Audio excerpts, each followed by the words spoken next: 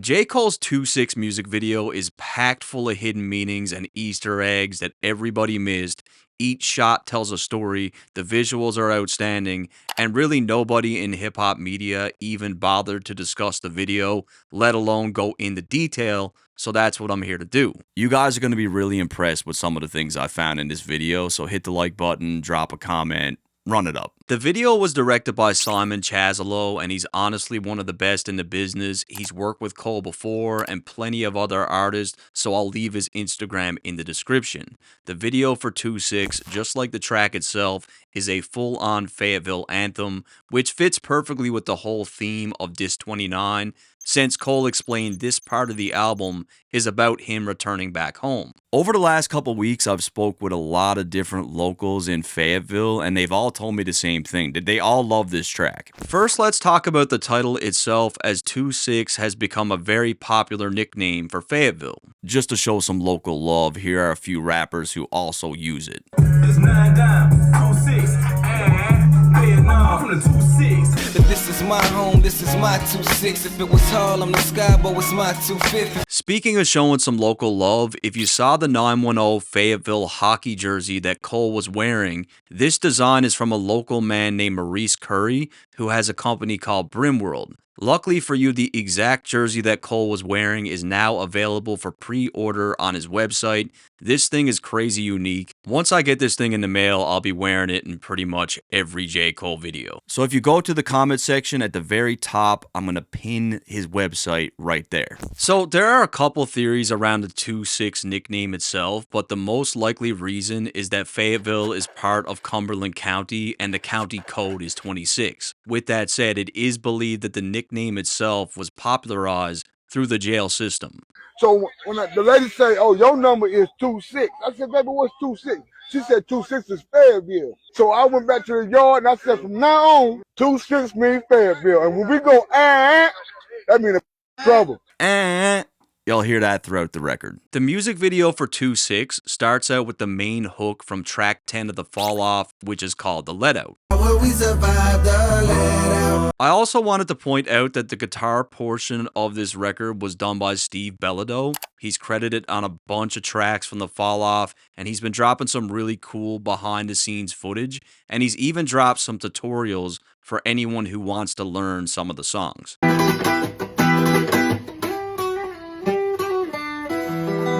I'll link his socials in the description too. Next, we see an overhead shot of what looks to be a nightclub or bar with two vehicles facing towards it. We see people in slow motion running out of the club, and this likely symbolizes the fear of what was supposed to be a good night, turning out bad, or sometimes fatal. This scene and the Let Out track itself seems to directly tie with the intro of the album, which was the James Taylor song, Interrupted by Gunshots. It's like this calm, wholesome music that just gets interrupted by the gunshots, right? Which ties into this scene, I feel. And this visual from Cole has real stories behind it. In 2008, at the Doghouse Bar parking lot, an innocent woman was shot and killed. At City Limits nightclub in 2009, it happened again. The Sleek Arrow Club in 2011, Chiefs 25 Plus in 2013, Mickey's Gentleman Club in 2013, and several clubs had casualties in parking lots on Bragg Boulevard, which is a sign that you'll see Cole shows in this video. Sadly, a visual like this one is something that anyone from Fayetteville can probably relate to, even if they never experienced a parking lot shooting themselves. The history alone is enough to make someone feel pretty uneasy when it's finally time to leave the club. Look, it could be a sports bar, a strip club, a nightclub, a place to just go eat. Like, this seems to have happened all across the city. Something also worth mentioning is trying to survive the Let Out also could pass for the physical metal being lead that is found in bullets, giving the hook a whole other meaning. In the context of the song and this video, I think it makes sense. The first visual that we see after the Let Out scene is the Fayetteville Market, which is historically a centerpiece in Fayetteville. However, this building does have a very dark past, as this was once a place where slaves were sold. is truly disgusting, but the place where Cole is standing was once where black women and men were traded or sold off as if they were property. For that reason, this is a very controversial building in Fayetteville, and for years people have lobbied to have it torn down. In fact, during the BLM movement, one man even attempted to burn it to the ground. So to some people, it's hometown history and a landmark, but to others, it's a monument very much related to trauma. You can also see that the time on the clock is 2/6. On the 2/6 hook itself, we see Cole paying homage to the late Alabama rapper, the last Mr. Big. 2-6 niggas wild, bitch. 2-6 niggas wild, bitch. Take that shit to trial, bitch. Take that shit to trial, bitch. My OG Connect from Fayetteville Big Cas told me that this was a track that played all the time at the clubs in the Ville back in the day, so it makes perfect sense why Cole selected it for the let out. Major shout out to Big Cas. I'm going to drop his YouTube channel in the description. He's got a bunch of crazy lore around Fayetteville hip hop. He's an artist himself, and he's from there, so he's got the nuance that someone like me just doesn't have. The next thing we see on screen is a military helicopter, likely a Chinook Boeing CH-47, and if you grew up in Fayetteville, due to its closeness to the Fort Bragg military base, seeing these sorts of aircrafts in the sky is pretty much a normal thing. Next, we see an American flag, and if you pay really close attention, you could see a few red birds fly across the screen. Now, this isn't just any regular bird, it is a northern cardinal, which is the official state bird of North Carolina. I've never seen one before. I don't think we have them in Canada, but they show up a couple times in this video. Next, we see a kid riding a bike, and I believe the director added grain to this shot to make it look older. But the type of bike that he's riding is actually a newer model, so it seems like it was filmed in current times. And obviously, J. Cole is a huge fan of riding bikes, more than likely something he did as a kid. We see the same thing with the little girls playing with the roller skates on, and we all know that the roller skating rink was somewhere that Cole not only worked at, but spent a lot of time at during his teenage years. Next, we see Cole out front of the Knights Inn with his old Honda Civic, the same car that he drove all the ways to New York City when he first moved. Now, this hotel is anything but a lavish place to stay. It's located on Bragg Boulevard, and I found a number of police reports about it.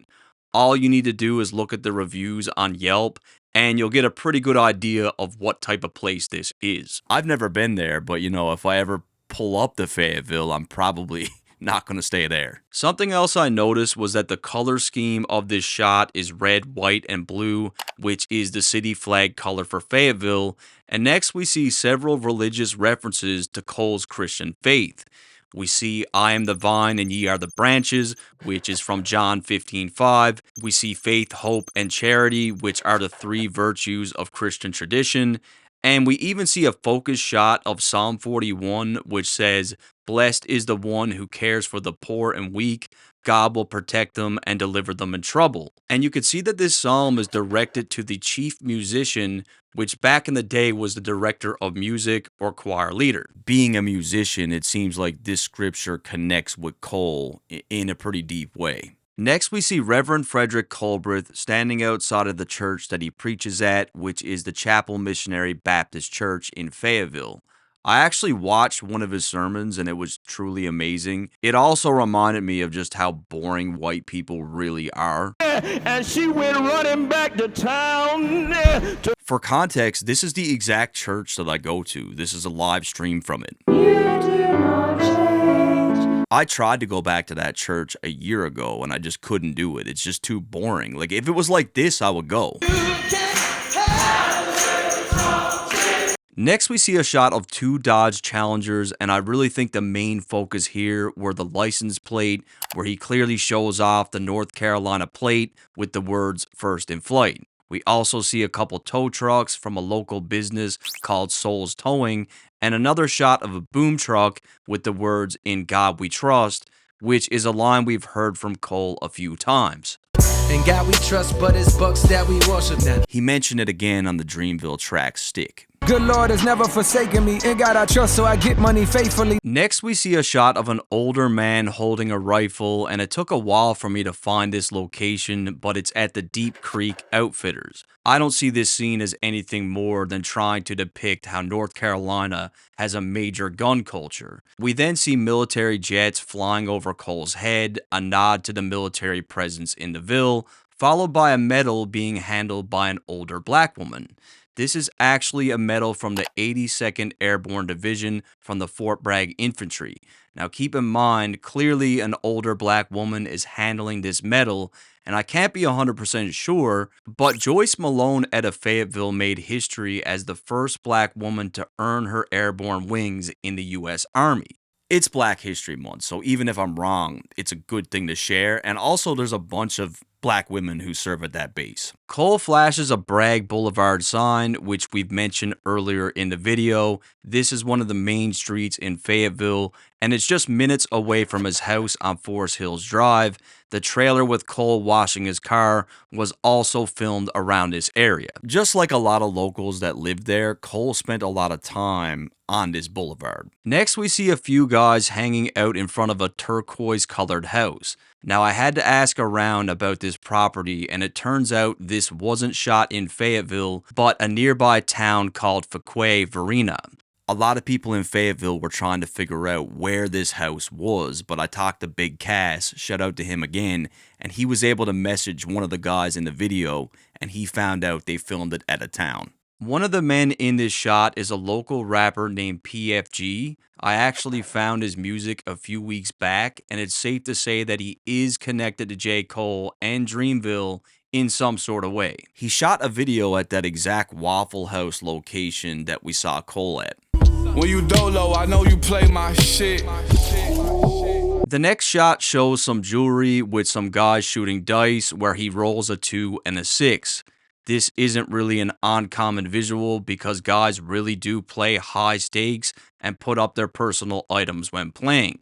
We see a woman with a handgun on a couch, which is likely a reference to how guns in Fayetteville can feel part of daily life. Even the women live with the paranoia and the constant need to feel safe and protect their homes, and it becomes routine. And I feel like this bleeds perfectly into the next shot. The next visual is something that everybody missed. We see a boy playing Grand Theft Auto, but you can see it's labeled as 2-6 Auto, a reference to Cole's City. We see that the boy is stealing a gold Villix, playing off the city's name and a Rolex watch. More importantly, you can see that this all takes place at a red light, which is a major reference to J. Cole's A Tale of Two Cities. Last night, they put up on my nigga at the light like, nice watch, run it. Pairing the woman with a gun that's completely out in the open in the home with a child that honestly looks a little too young to be playing Grand Theft Auto seems to symbolize the cycle of growing up around violence from a really young age and how it becomes normal. It kind of reminded me of J. Cole's track, Window Pane. Next, we see Cole standing at the train tracks with the Fayetteville sign, and this is a major callback to Who Dat, where he ended off the video with the Leaving Fayetteville sign. It was at this point in his career where he had moved to New York, and the visual in 2-6 seems to tie perfectly into the theme of him returning home. Fayetteville is home. It's like a full circle moment. Now he's here to stay. Next, we see some classic J. Cole aesthetic imagery. He's riding the bike with the wired headphones, a visual we've seen countless times over the years. We then see a photo of Bomb Shelter, a group that was critical in Cole's early success, and he even had a cutout of this group on his bedroom wall, which was seen on the cover of the album. One of the members' name was Filthy, and he sadly passed away, which we do hear about on the track Safety, but the other rapper's name is Nervous Wreck, and that's exactly who we see on screen. Rest in peace to Filthy. Based on what I've been hearing from people, he was very well loved and respected in the Ville. Next, we see a blimp in the sky with the words, "The Ville is yours," which is a clear reference to the movie Scarface, where the blimp said, "The world is yours."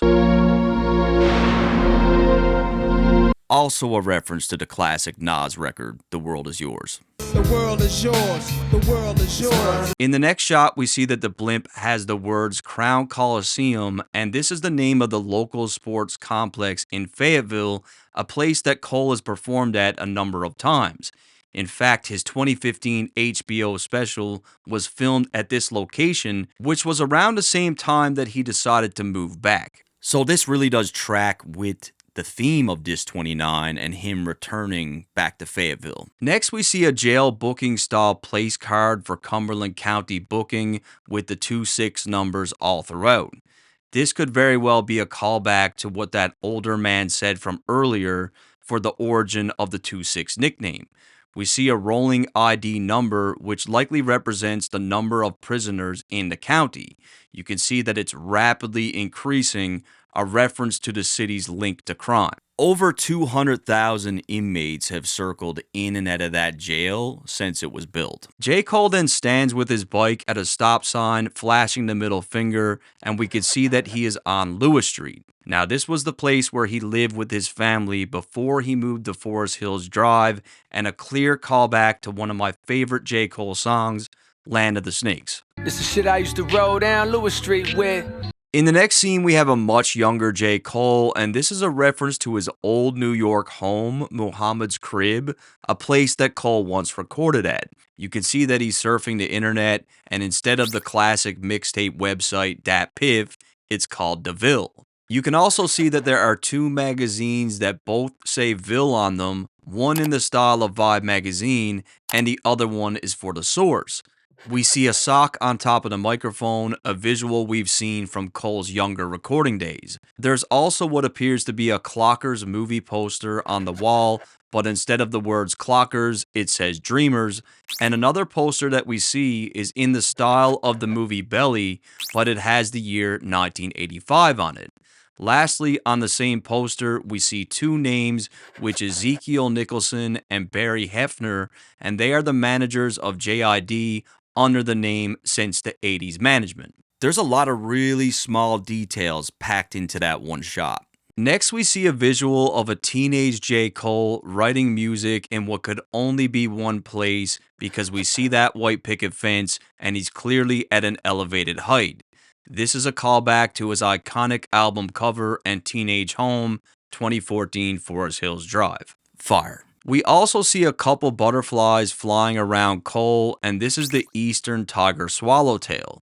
They are very common in Fayetteville and North Carolina, and this insect symbolizes new beginnings and personal transformation. When you think about it, Forest Hills Drive was a very transformative chapter for Cole, so I think the butterflies make sense. In the next scene, we see a younger version of Cole again, and this time we see a license plate, which is a reference to the Fresh Prince of Bel-Air, but they've swapped out the California plate for a Carolina plate. We then see a Fayetteville globe, which is packed full of symbolism. First, this is a clear reference to the world is the Ville, because the globe is literally Fayetteville. We've got the Immortal Ocean, which is a reference to Cole's Immortal track.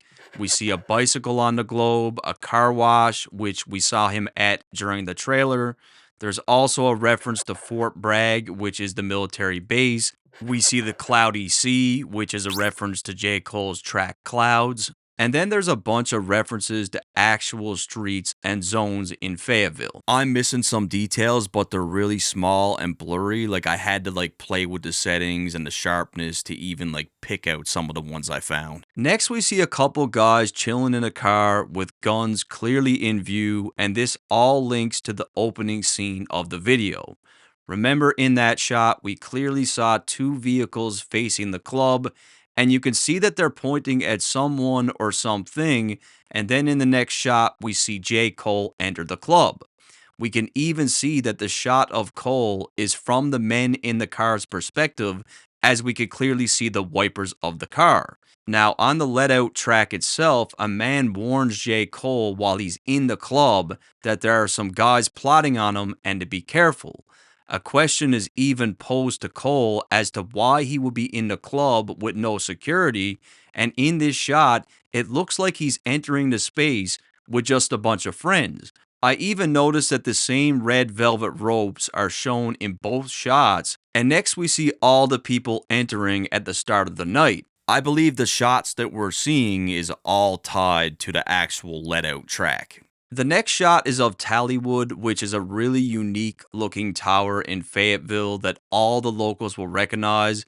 We then see the marketplace again, but now there's way more red cardinals. I tried to count them. I think there might be 26, but my brain started to melt. Next, we see a shot of J. Cole's childhood bedroom, which was a centerpiece during the rollout and obviously a huge part of the album.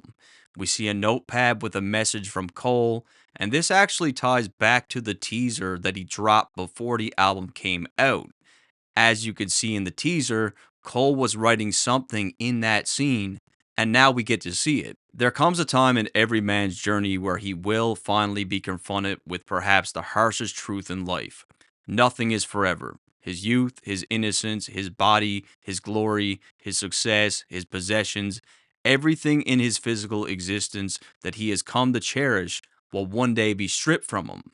The sooner he accepts this fact, the sooner he will find peace. Jermaine Cole. With that said, this was an amazing music video and a lot of fun to break down. If you guys want any more content in particular about the fall off, please let me know in the comments, give me some ideas, and maybe we can make it happen. By the way, do me a favor and share this video on Twitter or IG or wherever, and if you tag me, I'll repost you.